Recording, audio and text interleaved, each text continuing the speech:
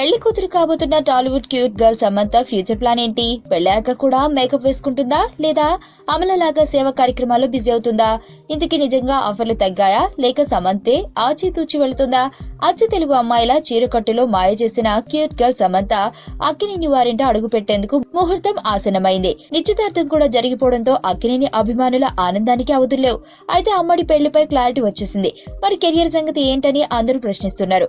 ఎందుకంటే పెళ్లి వార్తలు బయటకు వచ్చినప్పటి నుంచి ఆఫర్లు తగ్గాయి. దీంతో నాగార్జున వద్దన్నాడని కాబోయే భర్త నాగ చైతన్య ఒప్పుకోలేదేమోనని అందరూ హడావిడి చేశారు.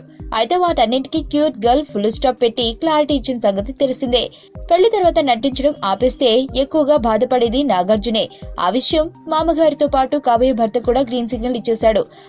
ఆయన తన కెరియర్ విషయంలో ఇన్ని అనుమానాలు ఎందుకు వస్తున్నాయో అర్థం కావడం లేదని సమంత అంటుంది. ఇప్పటికే తమిళంలో 2 సినిమాలకు సైన్ చేసిన సమంత తెలుగులో రామ్ చరణ్ సరసన నటించేందుకు గ్రీన్ సిగ్నల్ ఇచ్చింది. అప్పట్లో నాగార్జున అమలను పెళ్లి చేసుకున్న సమయంలో అమల కెరియర్ పై ఇదే చర్చ జరిగింది. నాకు కూడా అమలకు ఆంక్షలు విధించలేదు, కానీ ఆమె బ్లూ క్రాస్ సంస్థ కార్యక్రమాల్లో మునిగిపోయింది. లాంగ్ గ్యాప్ తర్వాత లైఫ్ ఇస్ బ్యూటిఫుల్ సినిమాతో రీ ఎంట్రీ ఇచ్చింది. అతి క్యూట్ గర్ల్ కు కూడా సేవా కార్యక్రమాలు అంటే చాలా ఇష్టం. ప్రతీష ఫౌండేషన్ పేరుతో ఓ సంస్థను నడుపుతుంది.